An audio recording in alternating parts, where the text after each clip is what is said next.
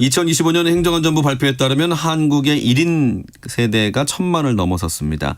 이제 1인 가구는 보편적인 삶의 방식이 되었는데 여전히 비정상의 시선으로 보는 편견은 우리 사회 곳곳에 남아 있는 것 같습니다. 빠르게 변하는 현실을 법과 제도가 따라가지 못한다는 지적도 나오는데요. 만나고 싶었습니다. 오늘은 김희경 전 여성가족부 차관을 모시고 1인 가구, 그중에서도 중년의 1인 가구의 삶을 밀착해서 들여보는 시간 준비했습니다. 비혼 중년의 현실적인 고민, 또 사회적 편견의 허와실, 홀로이면서 함께 살아가는 연대의 이야기도 나눠봅니다. 김희경 전 차관님 스튜디오에 모셨습니다. 어서 오십시오. 안녕하세요. 반갑습니다. 네. 감사합니다. 먼저 제가 간략하게 소개를 해드리면요. 여성가족부, 지금은 이제 성평등가족부로 네. 이름이 바뀌었는데 차관을 역임하셨고요. 그에 앞서서는 언론사 기자이면서 또 비영리 구호단체 활동가로도 일을 하셨습니다. 무엇보다 이 가족과 관련된 책을 여러 권 낸 작가이시기도 한데요. 제가 보고 있는 에이징 솔로라는 책도 집필을 하셨습니다. 다양한 직업과 경험을 해오고 계시는데 요즘 어떤 일을 하시는지도 좀 설명해 주십시오. 좀 다음 책 작업을 하고 있고요. 네. 노래도 부르고요. 네. 합창단 활동을 하면서 노래도 부르고 예. 잘 놀고 있습니다. 네. 여러 가지 이제 직함으로 지내오셨잖아요. 네. 네. 그 중에 지금 어떤 직함으로 부르는 게 가장 불리는 게 편하신가요? 지금은 제가 쓴 책에 근거해서 이야기를 하는 거니까 그냥 네. 작가라고 불러주시면. 그렇군요. 그렇습니다. 알겠습니다. 네. 그러면 김희경 작가님이라고 제가 부르도록 하겠습니다. 이게 그 에이징 솔로라는 책도 그렇고 가족, 특히 이제 1인 가구가 급격히 늘고 있는 이런 세태에 대한 말씀을 많이 하고 계시는데요. 실제로 어떠십니까? 그 지금 어떤 가구의 형태를 겪어 오셨는지 먼저 듣고 싶어요. 살아오시면서. 네. 제가요. 네네. 예, 살아오면서 사람들은 되게 다양한 형태의 가구들을 쭉 스쳐가잖아요. 네네네. 거쳐가잖아요. 네. 저도 6인 가구에서 태어나서 1인 가구로 살다가 2인 가구가 되었다가 또 다시 1인 가구가 되었다가 2인 가구가 되었다가 지금은 1인 가구로 살고 있습니다. 네.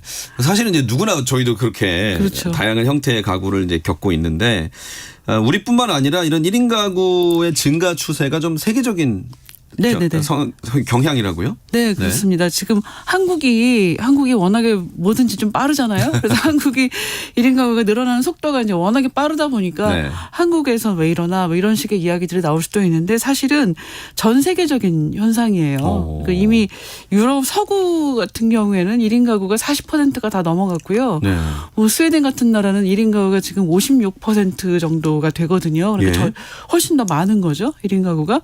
그리고 서구만 그런 게 아니고 우리가 이제 뭐 개발도상국이라고 부르는 나라들, 한국도 옛날에는 개발도상국이었지만 뭐 예를 들면 네팔, 베트남 그리고 아프리카 여러 나라들에서도 1인 가구들이 계속 늘어나고 있어서 어떤 학자들은 1인 가구가 전 세계에서 지금 가장 급속도로 증가하는 가구 형태라고 부르기도 합니다. 그만큼 이제 보편적인 현상인 거죠. 네. 그러니까 우리나라도 1인 가구 1,000만 시대면 4명에 1명 꼴이라는 거 아니겠습니까? 네. 그렇게 봐도 되는 네네. 거죠. 네. 최근 1인 가구에 관련된 연구 그리고 대중소도 많이 늘고 있는 걸로 아는데 그중에 이제 왜 이 중년의 1인 가구에 주목을 하셨는지 그리고 이 에이징 솔로라는 책 안에는 어떤 이야기를 담으셨는지도 말씀해 주십시오. 근데 사실 그 혼자 사는 삶의 방식이 과도기적인 삶의 방식이 아니라 좀 자기 자신의 그냥 기본적인 삶의 방식으로 받아들인다는 거는 사실 중년의 문제 아닙니까? 네. 청년 같은 경우에는 아직 결혼을 하지 않았을 수도 있는 것이고 노년 같은 경우에는 전 세계를 가족을 이루어 살다가 사별을 통해서 1인 가구가 될 수도 있는 것이고 그런데 중년은 청년을 거쳐서 중년에도 1인 가구로 산다는 것은 혼자 사는 것이 자기 삶의 이제 기본값인 사람들이라는 얘기잖아요. 네.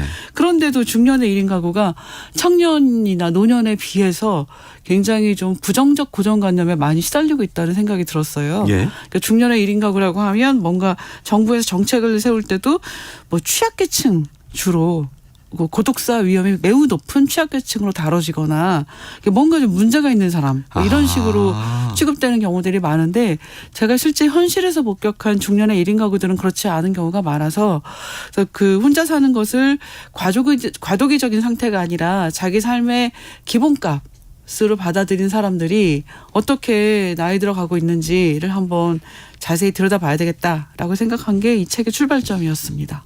그러면 에이징 솔로는 무엇을 정의하는 표현인가요? 그러니까 이전에 결혼을 했건 안 했건 상관없이 지금 현재 혼자 살기로 선택한 사람들, 중년 가구들을 에이징 솔로라고 제가 마음대로 한번 붙여봤어요. 네, 명명하신 거네요. 네. 좋습니다. 1인 가구가 보편적인 삶의 방식이 됐는데도 여전히 부정적인 고정관념에 잡혀 있다라고 네. 말씀을 하셨어요. 그러면 실제로 그 비혼 중년의 경우 어떻습니까? 이 주변으로부터 걱정이나 칭찬을 가장한 이 차별이나 무례를 겪게 된다고요? 그런 경우가 꽤 많죠. 네. 꽤 많고 뭐 예를 들면 저도 뭐 예전에 겪었던 일인데 요즘은 이제 회식 별로 안 하니까 요즘은 네. 이런 일이 줄어들었을 거라고 생각해요. 그런데 네. 회식하다가 2차 가자 그런데 집에 간다 그러면 네. 기다리는 사람도 없는데 집에 왜 가? 뭐 이런 그런 농담처럼 한 말이었겠지만 네. 듣는 당사자한테는 이 나를 뭘로 보는 거지? 뭐 이렇게 생각하게 될 수도 있고 그리고 실제 이제 야근 같은 것들도요 훨씬 더 많이 하고 제가 책을 쓰면서 인터뷰한 사람 중에는 그런 사람도 있었어요. 2000년대 초반에 홍콩에서 그 예. 사스 유행할 때요. 네. 그때 이제 이분이 광고회사 다니시던 분이었는데 그 사스 유행에도 불구하고 누군가는 출장 가서 클라이언트한테 프레젠테이션을 해야 되는 상황이었는데 누가 가냐. 그럴 때 이제 혼자 사시는 이분을 보냈다고 하더라고요. 그때 이제 본인도 일 때문에 해야 된다고 생각하고 갔지만 어쩐지 그 씁쓸한 비애 같은 것을 좀 피할 수 없게 느꼈던 경험이 있다고 또 말씀하셨고 그런 일들이 있죠. 그러니까 넌 뭐 함께 사는 가족이 없으니까 네네. 네가 좀 더 가볍게 갈 수 있지 않겠느냐 네네. 이런 거군요. 네. 그리고 이제 사회적인 어떤 편견 중에 하나도 네. 결혼하지 않은 사람들을 향해서 왜 너만 생각해 네. 좀 이기적이다. 네. 또 이제 저출생 문제와 또 결부해서 저출생의 주범이다라는 비판을 받는 부분은 어떻게 말씀을 하시겠습니까? 네, 그런 얘기들을 요즘엔 출산율이 조금 올라가고 있어서 그런 얘기들은 좀 사라진 것 같아요. 그런데 일단 먼저 좀 짚어야 될 거는 1인 가구가 증가하는 것과 출산율이 떨어지는 것이 꼭 비례하는 것만은 아니라는 거예요. 그러니까 예를 들면 제가 아까 스웨덴 같은 나라는 1인 가구가 56%까지 이르렀다까지 말씀을 드렸는데 예. 그 나라의 학교 출산율이 1.6명? 우리보다 훨씬 높습니다. 그렇네요. 그러니까 1.6명도 막 그렇게까지 높은 건 아니지만 그래도 우리나라보다 1인 가구가 높음에도 불구하고 학교 출산율도 높다. 네. 그러니까 이게 꼭 같이 가는 것만은 아니다라는 말씀을 먼저 드리고 싶고 그리고 그치만 그게 이제 1인 가구 증가가 학교 출산율 저하와 무관하다는 얘기는 아니에요. 예. 당연히 결혼을 안 하니까 태어난 아이도 줄겠죠. 그런데 그게 개인을 비난할 일은 아니죠. 네. 그러니까 개인이 어떻게 살지는 모든 사회에서 개인이 스스로 알아서 선택을 하면 되는 문제인 거고 그 중요한 거는 개인이 혼자 살건 아니건 어떤 선택을 하든지 상관없이 젊은 청년들이 결혼과 출산 쪽을 더 선택하기 쉬운 그런 분위기를 만들면 되는 거잖아요. 네. 근데 제가 최근에 되게 재미있는 그 국토연구원 보고서를 봤는데 예. 그 보고서를 보니까 공공임대주택에 사는 청년이 자가에 사는 청년보다 그 결혼할 가능성 그다음에 그 아이를 낳을 확률이 더 높다 그래요.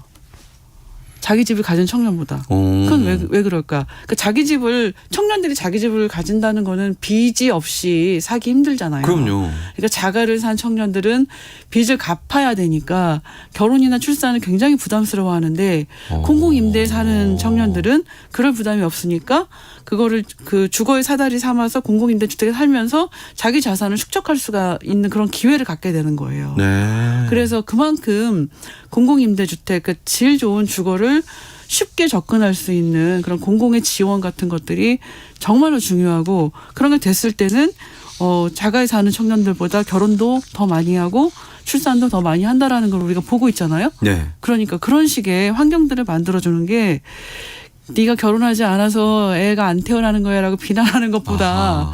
그런 지원들을 늘리라고 우리가 촉구하는 데 에너지를 써야 되지 않겠어요? 그러니까 보통은 집 문제, 주거 문제가 해결이 돼야 결혼도 생각할 것 같은데 이게 반드시 그렇지만은 않다라는 거군요. 그렇죠. 집 사도 네. 빚 갚느라고 허덕허덕 하니까 네. 결혼하거나 아이를 낳을 엄두를 내지를 못하는 거죠. 그렇군요. 네. 그런데 여전히 아이고 혼자 사는 게 젊어서나 좋지 나이 들면 후회할 걸 외로울 걸 네. 이러는 시선이라든지 그리고 이제 나중에 나이 들어서 몸 아프면 또 후회해 라는 이제 그런 편견이라든지 이렇게 혼자 사는 사람들을 향해서 외롭고 행복하지 않을 것이다라는 네. 시각에 대해서는 어떻게 말씀을 하시겠습니까? 근데 그거는 외롭다라는 것 사실 좀 이상한 케이스 바이 주관적. 케바케라고 하는 그런 표현들이 있듯이 예. 주관적이고 사람에 따라 다르죠. 네. 그러니까 우리가 외로움이 무엇인지에 대해서도 정의가 다 다르다는 생각을 했어요. 인터뷰를 예. 하면서. 네.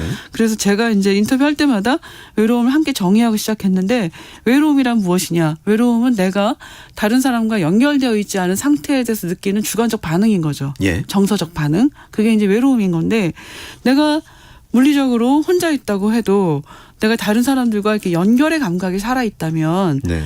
외롭지 않잖아요. 오. 반면에 내가 물리적으로 같은 공간에 여러 가족들과 삶을 살고 있지만 가족들하고 말도 안 통해.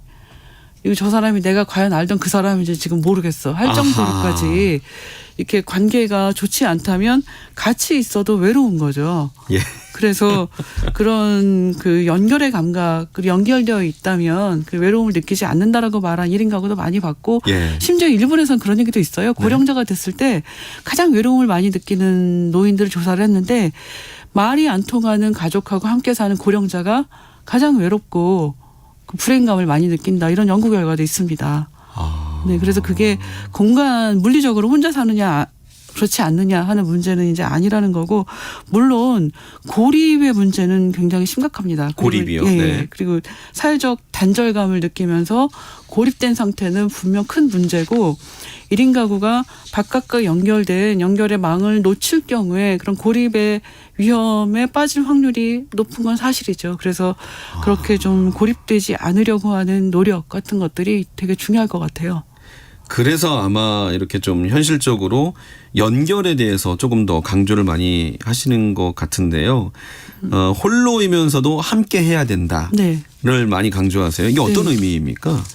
그러니까 고립되지 않도록 하기 위해서 내가 네. 혼자 산다고 해도 네. 계속 그 주변의 관계망 그게 이제 이웃이든 친구든 뭐 동료든 그런 관계망들을 둘러싸여서 살아가야 된다. 그래서 제 책의 그 소제목 중에 네. 사람들이 제일 좋아했던 게 솔로는 혼자 살지 않는다라는 말이었어요. 그러니까 내가 물리적으로 결혼하지 않고 혼자 사는 삶을 선택했더라도 내가 연결망들을 만들고 연결망 속에서 살아가고 나도 돕고 도움도 받고 이런 관계들을 좀 유지하면서 살아가야 된다라는 것이고 그렇게 사는 사람들 사례들을 예. 책에 많이 소개를 했습니다. 네. 소개를 좀 같이 해 주시죠, 그러면. 그 예를 들면 아까 이제 그 아나운서님이 아플 때 네. 혼자 살면 어떡하냐 이런 얘기를 했는데 아플 때도 그 돌봄 품앗이처럼 이렇게 한 명이 한 명을 딱 돌보면 힘들잖아요. 네. 그게 결혼을 해도 그래요. 가족 안에 아픈 사람이 한 명 발생하면 그 사람 돌보기 위한 사람은 한 명이 필요한 게 아니에요. 그렇죠. 1대1로 돌봄을 주고받으면 돌보는 사람이 소진되기 쉽거든요. 네. 그래서 제가 그 본 사례에서는 돌봄 품앗이 그러니까 한 명이 아프면 이 사람을 돌보기 위해서 예를 들면 한 30명 정도의 친구나 이웃 동료들이 모여요. 네. 그래서 내가 어떤 시간에 나는 예를 들면 내가 평일에 이 사람 입원해 있는 동안 고양이는 내가 챙겨줄 수 있어. 네. 나는 이거 할 수 있다고 하고 어떤 사람은 또 내가 뭐 주말에 가서 간병을 내가 교대해 줄 수 있어. 아. 외국에는 이런 거를 돌봄 그 내가 할 수 있는 시간대와 돌봄의 내용을 정리할 수 있는 플랫폼도 있어요. 네. 공유 캘린더처럼 거기에 내가 이때는 내가 할 수 있어 내가 할 수 있어 이렇게 해가지고 그게 다 모이면 촘촘하게 모이면 한 하루가 구성될 수 있는 거잖아요. 네네네. 그런 식의 뭐 돌봄 품앗이를 하는 사례들이 외국에도 많이 있고요. 미국에는 그거를 할 수 있는 서비스를 제공하는 업체도 있고요. 그렇게 돌봄 공유를 할 수 있도록 하는. 네. 그리고 우리나라도 개인적으로 그렇게 친구들과의 관계에서 돌봄을 공유하는 그런 사례들도 드물지만 나타나고 있습니다. 아. 이게 이제 어떤 모바일이 발달하면서 어플 같은 걸 통해서 서로의 일정도 공유를 하게 되고 내가 네네. 돌봐줄 수 있다. 네. 어떻게 보면 자식이나 배우자에게 기대는 것보다 훨씬 더 효율적이고 네. 편할 수도 있겠다는 생각이 드네요. 네. 네. 그러면 이런 그 함께 사는 홀로이면서 함께 사는 분들이 어떤 생활을 영위하고 있고 어떻게 공동체를 만들어가는지도 소개를 해주실 수 있나요? 그 책에 등장한 사례를 하나 말씀드릴게요. 전주 전라북도 전주시에 있는 네. 그 비비라는 공동체 협동조합이 있습니다. 네. 비비가 비혼들의 비행이라는 뜻인데요. 네. 이분들은 지금 20년 넘게 같은 아파트에 모여 사세요. 아파트 단지에. 공공임대주택에 한 분이 먼저 들어가셨다가 네. 아름아름 들어오셔가지고 지금 23가구가 같은 아파트 모여 살고 계셔가지고 실제로 그 이웃의 한 분이 아플 때 119보다 더 빠르게 옆집에 있는 이웃이 출동해서 병원에 오. 같이 갔다고 하더라고요. 예. 그래서 그렇게 모여 살면서 서로 같이 돌보고 그다음에 그 협동조합 사무실이 아파트에서 걸어갈 수 있는 거리에 있어요. 네. 그래서 협동조합 사무실에서는 기혼 비혼 상관없이 그냥 동네 사람들이 와서 같이 공부도 하고 같이 놀기도 하고 같이 뭐 등산도 가고 뭐 이렇게 같이 모여 살고 계시고요. 그분들이 이제 좀 더 나이 들면은 조금 더 밀접하게 같이 좀 모여 사는 방식들을 추구하고 계셔서 그 노인 돌봄 공동체 주택을 짓기 위한 협동조합을 또 만드셨어요. 그래서 그렇게 지금 20년 넘게 유지되어 가고 있는 그런 모임들이 전주에 있습니다. 그리고 이제 다른 지역에도 이 모델이 워낙에 유명하다 보니까 유사한 모임들을 좀 만들려고 하는 그런 움직임들도 있다고 알고 있습니다. 네. 근데 이게 어떻게 보면 타인과 나의 사생활도 공유를 해야 되고 네. 좀 이렇게 사귐의 어떤 노하우나 방법을 좀 알아야 쉬울 것 같다는 생각도 들거든요. 현실적으로 나이 들어서 새로운 사람 만나는 게 쉽지 않아라고 말씀하는 분들도 많잖아요. 그렇죠. 네. 네. 어떻게 좀 이 조언을 해주시겠습니까? 그게 이제 뭐 공동체 생활을 하기 위해서 내가 적합한 사람인지 이걸 테스트하는 그런 질문들도 막 있어요. 아. 저는 그게 저 자가 테스트를 해보니까 저는 좀 적합하지 않다고 스스로 판단을 해서 나는 아직 멀었다 이렇게 생각하고 있는데요. 네. 뭐 나이 들어서 어렵죠. 그리고 공동체 생활 하다가 깨진 분들도 계시고 그렇겠죠. 상처받는 분들도 계시고 예. 그래서 우선은 우리가 나이 들수록 점점 더 다른 사람과 새로운 친구 사귀기도 어렵다고 하고 네. 다른 사람과 함께 살기 어렵다고 하는데 네. 내 삶에 좀 다른 사람을 들이는 연습 같은 거를 할 필요가 있다고 봐요. 어떤 식으로든 그게 뭐 예를 들면 제가 초반에 농담처럼 합창을 한다고 했는데 예. 예를 들면 너무 이렇게 초반부터 밀접한 관계 추구하지 않고 느슨하게 합창이면 노래 좋아하는 취미를 하는 사람들이 모임이잖아요. 그렇죠. 그냥 저희 일주일에 한 번씩 노래 부르고 그냥 다 헤어지거든요. 예. 그렇지만 그런 시간들이 이제 누적이 되다 보면 같이 뭐 그 연주회 그 발표회도 하고 하다 보면은 저 사람은 어떤 사람인지 알게 되고 예. 그러다 보면 좀 사적인 얘기도 나누게 되고 그러다 보면 또 자기한테 마음에 맞는 사람도 만나게 되고 그렇게 조금씩 좀 느슨한 관계들의 발을 좀 들여놓는 것 이런 것들이 나이 들면서 친구를 사귀거나 네. 어떤 공동 생활을 하기 위한 준비 작업으로도 필요하다고 생각하고 제가 인터뷰를 좀 많이 하다 보니까 그런 생각이 들었어요. 그러니까 모든 사람이 내가 먼저 말을 걸었다가 거절당하면 어떡하지? 네. 이런 거절의 네. 두려움이 모든 사람한테 있습니다. 네. 저한테도 있고 아마 아나운서님도 사람 많이 만나시지만 예. 있을 거라고 생각해요. 네, 그죠? 네. 그리고 모든 사람이 나를 환대해주는 사람을 싫어하지 않아요. 그렇죠. 누가 나를 반겨주면 좋잖아요. 그렇죠. 그러니까 그거를 두 가지를 염두에 두고 나만 그런 게 아니고 모든 사람의 거절에 대한 두려움이 있지만 내가 먼저 말을 걸어주면 좋아할 거야. 이런 생각을 하고 좀 다가가는 연습 이런 걸 좀 의식적으로 할 필요가 있다고 생각해요. 네. 이게 또 아무리 주변에 도움을 줄 사람들이 옆에 있다 하더라도 제도가 따라가지 못하면 현실적으로 또 한계 부딪히기도 할 것 같은데요. 맞습니다. 그러니까 앞서 이제 잠깐 언급을 했지만 몸이 아플 때 네. 가장 이 1인 가구로서 조금 아쉬운 부분들이 있다면 어떤 게 있을까요? 1인 가구 제가 만난 사람들이 가장 분개를 네. 하는 제도라고 해야 되나 관행이라고 하는 게 더 맞겠습니다. 그게 예. 뭐냐면 병원에 가면 입원하거나 수술을 할 때 보호자 동의를 하는데 꼭 법적 보호자, 법적 네. 가족을 요구하는 거거든요. 맞죠. 예. 근데 그게 사실 의료법에 그런 규정이 없어요. 없는데 그 병원들이 관행상 요구하는 겁니다. 그래서 어떤 병원들은 이제 그런 관행을 다 폐지한 관행도 있긴 하지만 예. 아직도 보건복지부가 그런 거 하지 말라고 했는데도 연대 보증인 사인을 받는 병원들이 있단 말이에요. 예. 그 병원에서 이제 의료비의 문제나 의료 사고의 우려 때문에 관행적으로 요구를 하는 건데 그런 것들 때문에 그 1인 가구들은 내가 친구랑 갈 수도 있고 그렇죠. 그 지인하고 뭐 동료가 같이 가는 경우도 있거든요. 근데 맞아요. 어떤 사람은 내가 친구랑 같이 살고 있는 분이었어요. 그 친구가 아파서 가서 이 친구가 며칠 전부터 어떻게 됐고 이걸 가장 잘하는 사람이 난데 네. 이 수술을 해야 되니까 부모를 불러와라. 부모는 같은 도시에 안 살아요. 그렇겠죠. 그런데 이제 부모한테 굳이 설명을 하고 가족이 와야 되는 그런 경우들도 봤어요. 그래서 그거는 관행이고 또 이제 제도적으로도 뭐 예를 들면 같이 집을 구하고 싶은데 공동대출 같은 게 이제 안 된다던가 뭐 이런 문제들이 여러 가지가 있어서 지금 이제 혼자 사는 사람들이 늘어나면 그 사회에 맞게 제도도 좀 같이 변화를 해야 되는데 그런 제도가 뒤따르지 못하는 그런 지체 현상 뭐 이런 것들 때문에 불편을 호소하는 분들이 많으세요.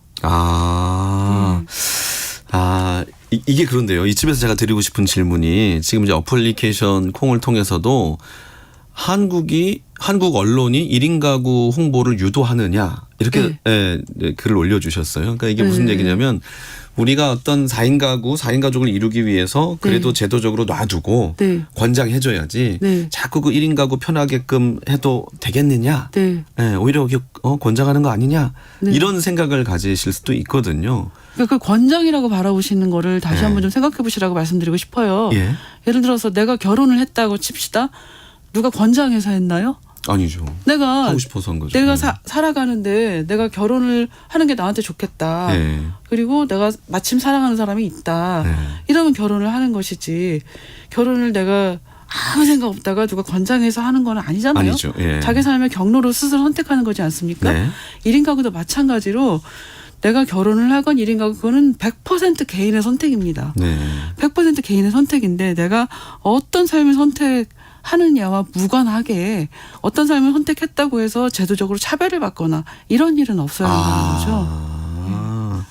그렇죠. 그러니까 이게 가구와 가족에 대한 범위가 점점 확장되어 간다라는 지금 느낌을 받거든요.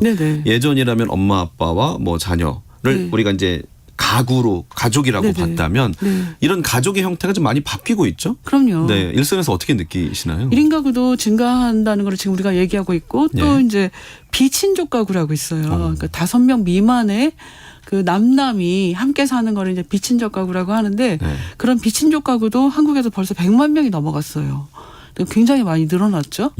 그렇게 해서 굉장히 다양한 방식으로 지금 워낙에 사람들이 친밀성에 대한 생각도 많이 바뀌고 또 이제 일 때문에 이동하는 사람도 되게 많고 1인 가구가 늘어나는 게 그런 그 일터의 요구하고도 굉장히 밀접하게 연관이 돼 있는데 그런 그 가구의 형태들이 굉장히 다양해지고 있기 때문에 그렇게 다양한 삶을 살아가는 사람들의 삶의 형태도 제도가 차별하지 않고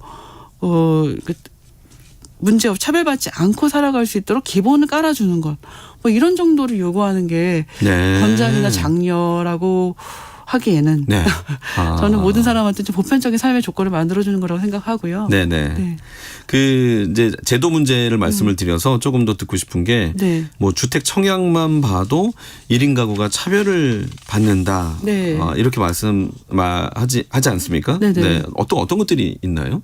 그게 이제 청약에 이게 가점을 주는 게 있잖아요. 가족 부양 가족에 있으면 가점을 주는 거가 있으니까 가점 무슨 감점이 아니고 가점인데 그게 왜 차별이냐 이렇게 말씀하시는 분도 계시는데 뭐 그럴 수도 있어요. 그런데 가점에 그 가점을 당할 수가 없으니까 이 가점 때문에 어떤 특정한 삶의 유형을 선택한 사람은 아예 지속적으로 배제가 돼 있다. 그러면 그게 이제 차별이라고 볼 수 있다라고 말씀하시는 분들도 계시고요.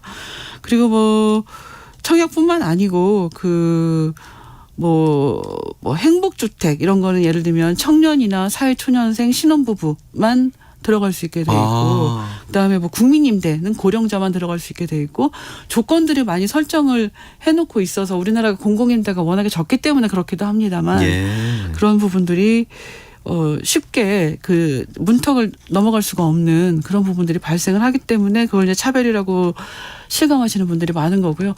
저는 뭐 제일 큰 문제가 저는 그거보다는 1인 그 최저 주거 면적 있지 않습니까? 우리나라 그 1인 최저 주거 면적이 아직까지도 14평방제곱미터예요. 그러니까 그 평수가 저는 더 쉬운 세대라 평수를 하면 4.2평이거든요. 예. 그러니까 공공임대가 지금 이 기준으로 지어지고 있으니까 예. 너무 좁은 거예요. 그게 누가 그렇죠. 됐든 간에. 그래서 1인 최저 주거 면적이 지금 우리나라가 일본이나 다른 서구 국가에 비해서 굉장히 적습니다. 그래서 이 부분도 정부가 이제 수정하겠다고는 하는데 아직 그게 실현되지는 않았고요. 그렇게 해서 한 사람에게 필요한 주거 면적이 4.2평이면 된다라고 바라보는 게 굉장히 좀 한 사람으로 살아가는 삶의 형태를 너무나 좀 협소하게 보는 그런 시각이 아닌가 생각합니다. 그냥 느낌이 4인 가족 기준으로 해서 4분의 1로 나눈 느낌이네요. 이 정도면 그냥 혼자 살기에는 충분해 네. 이런 것 같은데. 네. 자, 여러분 지금 만나고 싶었습니다. 전 여성가족부 차관이셨고 지금 이제 가족과 특히 1인 가구를 중심으로 한 책을 쓰시는 김희경 작가님과 함께하고 있는데요. 이제 그런 게 좀 인상적입니다. 우리가 너무 가족을 중심으로 모든 제도와 네. 인식이 있는데 이거를 네. 개인을 기본 단위로 좀 둬야 된다. 이렇게 말씀을 하시더라고요. 그게 이제 사실 우리나라가 복지제도가 모든 제도가 이제 가족을 중심으로 형성이 돼 있고 우리나라는 기본적으로 가족이 해결하고 그게 가족 단위에서 해결 안 되면은 국가가 지원한다라는 형식으로 이제 복지제도가 운영이 되고 있습니다. 그런데 네. 우리가 뭐 흔히 이제 복지 국가의 모델이라고 말하는 북유럽 국가들은 개인이 그 사회의 기본 단위고 개인한테 지원을 하는 거죠. 네. 그래서 가족을 중심으로 지원하는 복지제도가 개인으로 변화하는 거는 엄청나게 큰 변화라서 저도 그게 당장 실현될 거라고 생각하지는 않아요. 그런데 네. 이제 일부 1인 가구가 이렇게 늘어나는 이 추세에 맞게 일부 제도들은 좀 변화해야 된다라고 생각을 하는 거죠. 네. 그래서 가족이 이제 사회의 기본 단위인데 가족을 형성하지 않은 사람이 이렇게까지 지금 전체 한 뭐 4분의 1을 넘어갈 정도로까지 늘어난 상황에서는 모든 사람에게 보편적인 사회의 기본 단위는 개인이라고 할 수 있잖아요. 네. 그래서 그 어떤 사회 제도들은 개인을 단위로 했을 때 훨씬 더 그게 보편적 접근이 가능한 그런 제도들도 있으니까 네. 그런 부분들이 우리가 일부에 대해서는 좀 도입을 검토해야 될 때가 되지 않았나라고 네. 생각을 하고요. 제가 이렇게 자꾸 개인을 단위로 할 필요가 있다고 말하면 가족 해체주의자가 아니냐 그러니까. 그런 얘기를 하기도 하는데 네. 절대 그렇지 않습니다. 가족이 얼마나 중요해요. 네. 그리고 인간이 만들어낸 제도로서 만들어낸 3대 발명품이라고 꼽히는 게 민주주의, 시장, 가족이거든요. 예. 그만큼 인류가 존속하기 위해서 가족은 중요한 제도입니다. 네. 그래서 제가 말씀드리고 싶은 것은 사회가 변화함에 따라 민주주의나 시장도 마찬가지로 여러 가지 변형된 형태들이 나오는 것처럼 예. 가족 역시도 좀 여러 가지 다양한 가족들을 좀 담을 수 있는 방식으로 좀 형태가 좀 바뀌어야 한다라는 네. 말씀을 드리는 거죠. 예. 전 참 그 우리가 시각이 얼마나 좀 이렇게 편협돼 있냐라는 걸 느낀 게 최근에 그 한부모가 늘고 있다라는 얘기를 들었을 때 그 미취학이나 취학 자녀를 돌보는 아빠나 엄마를 떠올리게 네. 되는데 네. 사실은 그게 아니라 네. 나이 많으신 아버님과 어머님을 네. 모시는 장년의 자녀. 네. 그렇게 이제 두 분이 사는 경우를 이제 그쵸. 한부모 가족, 한부모 가구 이렇게 표현을 한다고 하더라고요. 그리고 실제로 네. 그게 많이 늘고 있다고 하더라고요. 그럼요. 그렇기도 네. 하고 또 이제 결혼 소위 말하는 결혼 정년기가 지난 다음에도 결혼을 이나 독립을 하지 않고 부모와 함께 사는 장년의 1인 가구 네, 뭐 이런 네. 경우들도 더 늘어나고 있고요. 네. 우리나라가 이렇게 고령화되는 속도가 워낙에 빠르다 보니까 네. 뭐 부부만 사는 가구라고 네. 했을 때 우리는 옛날엔 딩크족이라고 하는 그러니까 자녀를 낳지 않고 부부끼리 삶을 영위하는 네. 즐겁게 즐기는 네. 가구들을 상상할 텐데 그렇지 않습니다. 나이 든 부부만 같이 사는 그런 경우들이 훨씬 더 많은 거죠. 네. 이제 고령화에 따라서 가족의 모습도 굉장히 많이 바뀌고 있어요. 그렇죠. 가족이 살고 부부가 살고 있다 하더라도 네. 이분들이 언젠가는 또 1인 가구가 될 수밖에 없는 상황에 놓일 수 있는 거잖아요. 그렇죠. 그 네. 부부가 한날 한시에 가는 게 아니기 네. 때문에 네. 사별을 하게 되면 남은 분이 이제 1인 가구로 굉장히 오랜 시간 혼자 살게 되시는 거죠. 예. 그래서 그럴 경우에 우리 사회는 이 1인 가구를 어떻게 도와줄 수 있는지에 네네. 대한 고민을 해보게 되는 시간인데요. 네. 이 여성의 1인 가구와 남성 1인 가구는 또 완전히 다르다면서요? 네. 그래서 제가 사실은 이 책을 쓸 때 남녀를 같이 쓰려고 남성 1인 가구를 3분을 인터뷰를 했다가 예.